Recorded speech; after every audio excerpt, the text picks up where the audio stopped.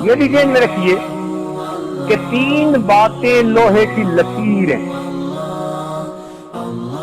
3 باتیں لوہے کی لکیر ہیں. یہ آج جب اپنی بات کو مکمل کرنا چاہتے ہیں، وقت کافی ہو چکا. 3 باتیں لوہے کی لکیر ہیں.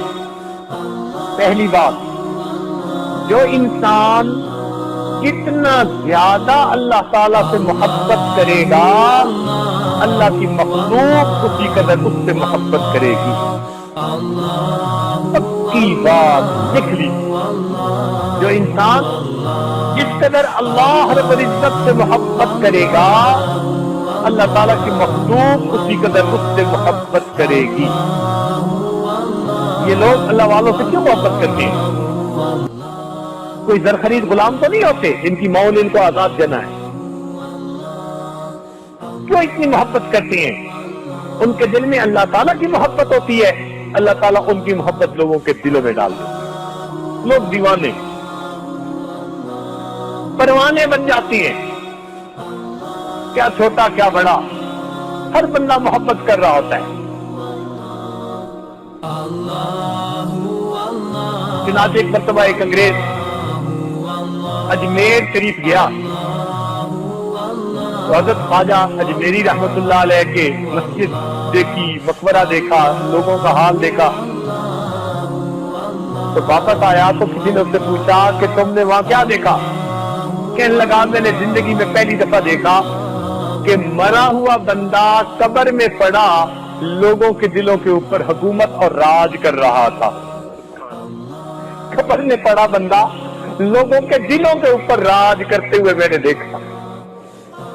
محبت اللہ دل میں ڈال دیتی. اپنے باپ کے بارے میں تو گالی سن کر آ جائے گا، کوئی شیخ عبد القادر جیلانی رحمۃ اللہ کی شان میں گستاخی کر کے تو دکھائے، برداشت نہیں کر سکے گا. کیوں؟ باپ سے بڑھ کر بھی ان سے محبت. تو جو انسان جتنا اللہ تعالیٰ سے محبت کرے گا، اللہ تعالیٰ کی مخلوق اسی قدر اس سے محبت کرے گی. نمبر 1. نمبر 2، جو انسان جتنا اللہ تعالیٰ کی عبادت کرے گا، اللہ تعالیٰ کی مخلوق اسی قدر اس کی خدمت کرے گی.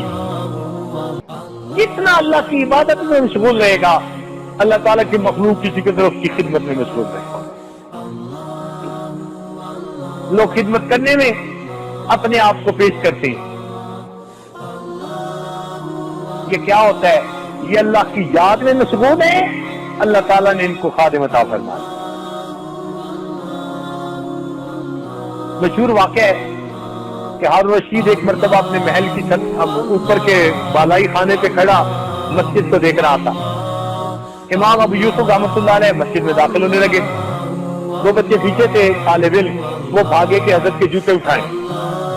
اللہ تعالیٰ کی شان، ایک نے ایک جوتا اٹھایا، دوسرے نے دوسرا. تو انہوں نے عقل مندی کا ثبوت دیا کہ رومال بچھایا، ایک نے بھی جوتا اندر رکھ دیا، دوسرے نے بھی. ایک نے ایک طرف سے رومال اٹھا لیا، دوسرے دوسری طرف سے، اور دونوں حضرت کے جوتے لے کر مسجد میں داخل ہوئے. تو ہارون رشید نے ٹھنڈی سانس لی.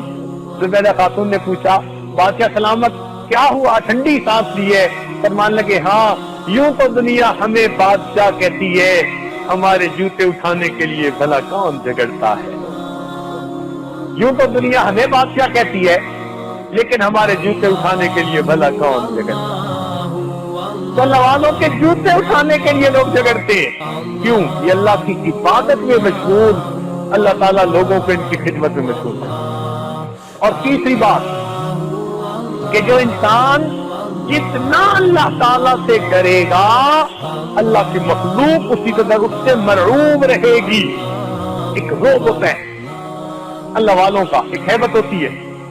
اسی لیے کئی باتیں انسان سوچتا ہے میں نے یہ کہنا ہے، یہ کہنا ہے، یہ کہنا ہے، اور جب سامنے آتے ہیں تو وہ باتیں بھول جاتی ہیں.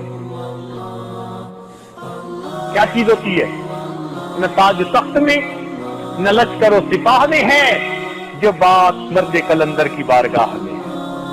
اللہ والوں کو اللہ روب دے دیتے ہیں. چنانچہ نبی علیہ السلام نے ارشاد فرمایا نصرت بالرعب، اللہ تعالیٰ نے روب کے ذریعے میری مدد فرما دی. نبی علیہ السلام کو ایسا روب تھا مسیرت شہر. بعض حدیث میں آتے ہیں 1 مہینے کی مسافت باقی جتنی چیزیں ہوتی تھی ان پر نبی اسلام کے دلوں پر ان نبی اسلام کے روح ان کے دلوں کے اوپر چھایا ہوا ہوتا. جیسے شیر کو اللہ نے ایک روک دیا ہے، وہ کسی کو کچھ بھی نہ کہے، دور بیٹھا ہوا بھی ہو لیکن بندے دیکھنے والے کا دل کانپ جاتا ہے. ایک روب ہے جو اللہ نے اس کو عطا کی، ایک ہیبت ہے جو عطا کر دی. اسی طرح اللہ تعالیٰ اپنے اولیاء کو ایک روب عطا فرماتا. صحابہ کرام کہتے ہیں ہم نے نبی علیہ السلام سے کوئی بات کرنی ہوتی تھی، کئی دن ہم چاہتے تھے کہ بات کریں، ہماری ضرورت نہیں ہوتی. یہ روب ہوتا ہے. تو جو انسان جتنا اللہ تعالیٰ سے ڈرے گا، اللہ تعالیٰ کی مخلوق اسی قدر اس سے مرعوب رہے گی. ایک عالم تھے اور بڑے لما لا کے چکر میں پھنسے ہوئے تھے. ایک مرتبہ ساجد کے ساتھ جو ہے کہنے لگے جی میں نے تمہارے پیر کو ملنا ہے، بڑے سوال پوچھنے ہیں. ہم نے کہا بہت اچھا. حضرت مرشد عالم رحمۃ اللہ علیہ کی خدمت میں حاضر ہونا تھا. اب وہ معقولی صاحب بھی چل پڑے، وہ تصوف کے بڑے مخالف تھے. ہم نے کہا بھائی آئے چلے.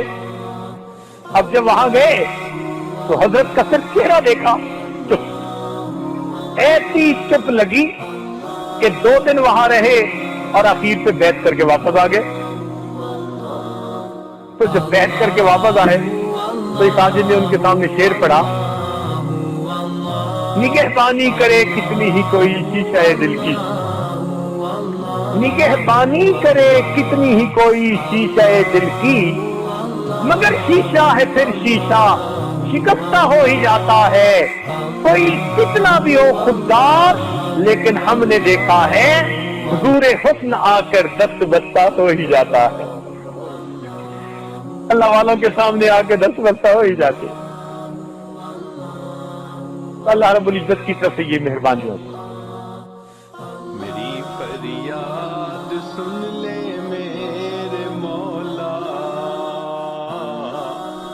بنا لے اپنا بندہ دل